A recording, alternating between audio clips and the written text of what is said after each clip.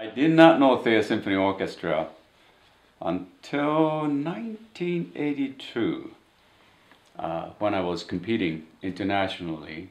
This was out in Los Angeles, and one of the judges happened to be the founding conductor of we used to call Thayer Conservatory Orchestra, which started in 1974. Dr. Jan Robertson, he was the founding conductor, and he saw me conduct in 81 and 82 competition, and he thought I'd be good enough to conduct the Thayer Conservatory Orchestra, and that time they were kind of in a search for successor. So he submitted my name to the board of directors here, and that time this orchestra was in South Lancaster on the campus of Atlantic Union College. So, well, I was on a tour with the Dresden Staatskapelle Orchestra from East Germany on a US tour. So after we finished the concert in Carnegie Hall, I flew back in Boston, and then I met with the several board of directors, and that's how I discovered this marvelous orchestra in 1982, and they came here in 83. But amazing part was that I was so impressed with the people I met. Very dedicated, and obviously loved this orchestra. But I had no idea what kind of shape this organization was that time. So here I am, brand new person, didn't know anyone in this area, moved in from Lincoln, Nebraska, to find out there are only 4 musicians left in this orchestra to conduct. So that was a challenge. What was going through your head at that point? I said, why did I come? You know. So at least for a couple of weeks, I've been calling all the musicians I had a list on, and everybody was so polite. Really had nothing to do with you, but I'm not coming back to perform with the Conservatory Orchestra. So it took much longer for me to assemble just enough musicians to begin the season. In early November of that year, 1983, we did a special kind of tasting of this symphony, the brand new orchestra. And it invited the press corps and our patrons just to peek of what the new symphonies look like and sound like. And it was a huge success. We had only about 200 people in the audience that time, but that began to grow. So that was my first season with the Thayer Conservatory Orchestra. I have to tell you, the musicians we had over the years, they're extremely talented. And that is amazing. When I compare my early days, most of the musicians are from just this area, Central Mass. And that expanded, continued to expand. For the last about 10 years or so, we had musicians from 4 different states traveling all the way out here to perform with the Thayer Symphony. That's amazing. How far were they coming from? Well, from many people from Boston area, from Rhode Island, Connecticut, and New Hampshire. In a little orchestra here. In the beginning, it was almost half and half of the musicians were professionals and volunteers. From that on, today I count only about 4 or 5 people volunteers. The rest of them are fully professionalized. So we call this is really a professional orchestra. And that's how many people are in the orchestra total? Depends on the program. We use about 52 for the pops concert, and for the classical we have used about 65. with your help, there have been a lot of world-class musicians that have been brought in here. I was wondering, if you had any folks in particular, that you're, especially grateful that you've been able to bring in to get involved in this. Oh goodness, I don't know how many hundreds of soloists came through here, and they're all incredible. And some of them are returning for my 30th anniversary gala, which will happen on October 11th. One of them is Rennie's King. She's been an incredible vocalist. She started with us and went on to become the soloist of the Boston Pops with Keith Lockhart. And she toured with them and recorded a couple of CDs. But she's one of us. Became world-renowned vocalist, and we were so proud of her. And I told her when she left, whenever I call you asking you to come and sing for us, you can never say no. So she's still there. And great Cristina Fontanelli, Italian soprano, who is on the television shows all over the place, and she came here a couple of times. And Byron Stripling, the great trumpet player who was featured at Broadway as Sachimo, he performed with us a few times also.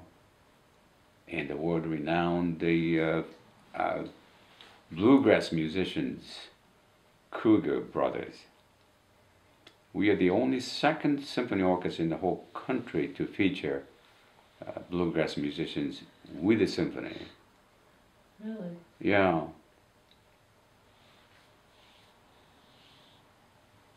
And then for the past 2 years, we had a very young artist. 2 years ago was a 10-year-old Umi Garrett, and she won a couple international competitions already. And last year we had Alex Bayer, and he too won international competition. So that's part of my commitment, really identify young artists and give them an opportunity to perform with the symphony.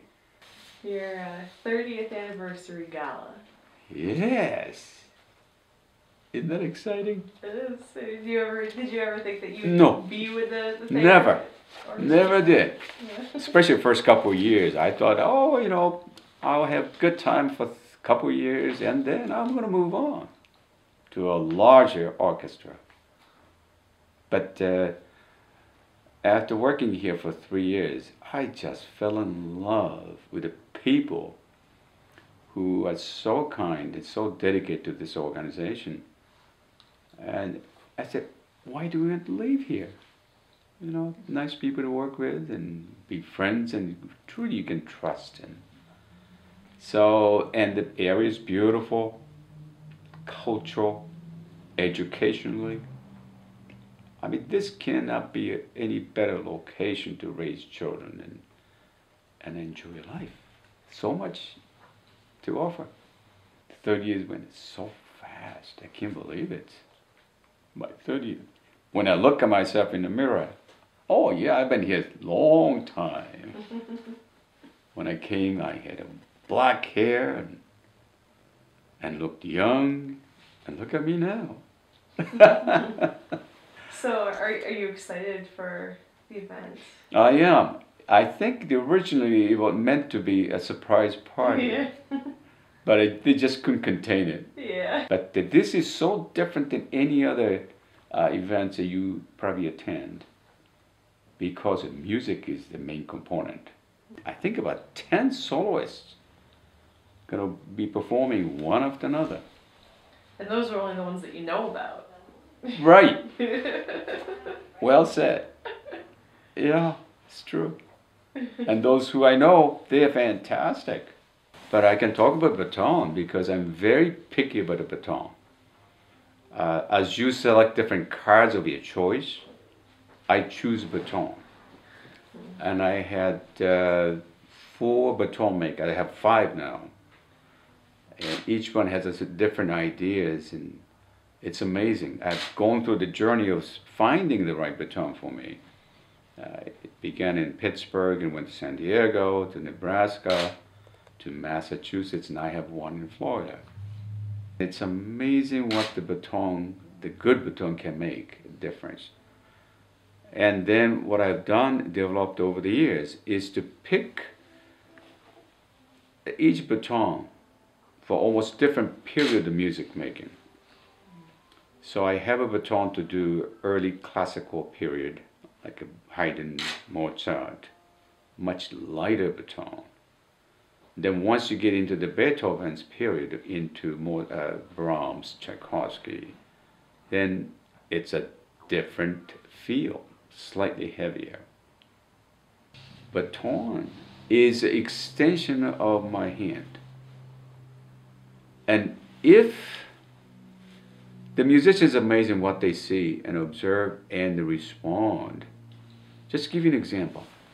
Let me see if you can feel the difference. Okay, assume this is the heavier baton. My hand may look like this. Okay.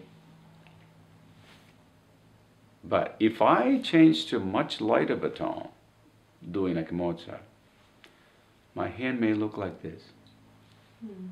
Can you see the difference? Mm-hmm. So in order to hold the heavier baton, I had to put the little extra power to this. As a result, it shows intensity, tenseness. And they interpret it. When they play the violin, they don't play lightly. They really show a little more into it. But if I use heavier baton, seeing this, they do it immediately. I don't have to explain.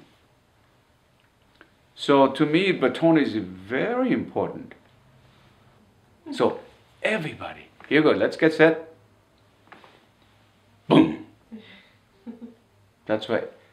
Doesn't matter, 100 people, 300 people, they all come in at the precise moment.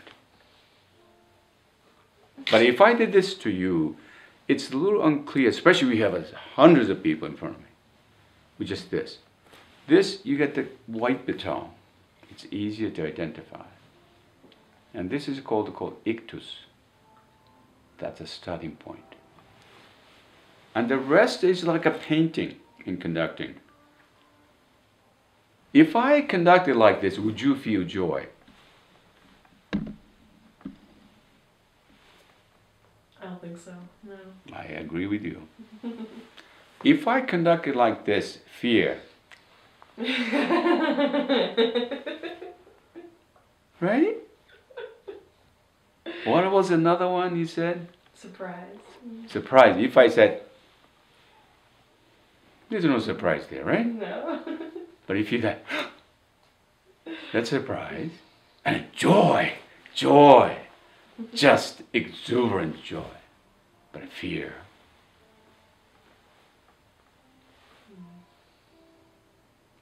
Interesting, sometimes people comment to me, oh, you must know all the music by now, so you don't need to practice or study. That's not true. In fact, I was feeling last year, as I get older, it takes longer for me to understand it and learn it. So it's a lot more work. Maybe some other older conductors are not that way, but I found that's true. And also my approach in conducting is different than not many others. Even when I do the same piece, let's say Beethoven's Fifth Symphony is one of the most popular ones. I've done it several times. But each time I've done, I bought a new score, unmarked. And I began to study, analyze that as if I'd never seen this before. And then, at the end, then I pull out the other scores I've used and compare. Where did I go differently this time? And then why? It's amazing how many new things that I discover every time you do even the same piece. And that's a part of that keeps me exciting about even doing the new, same thing over and over. It's fresh. Come up with the new interpretations.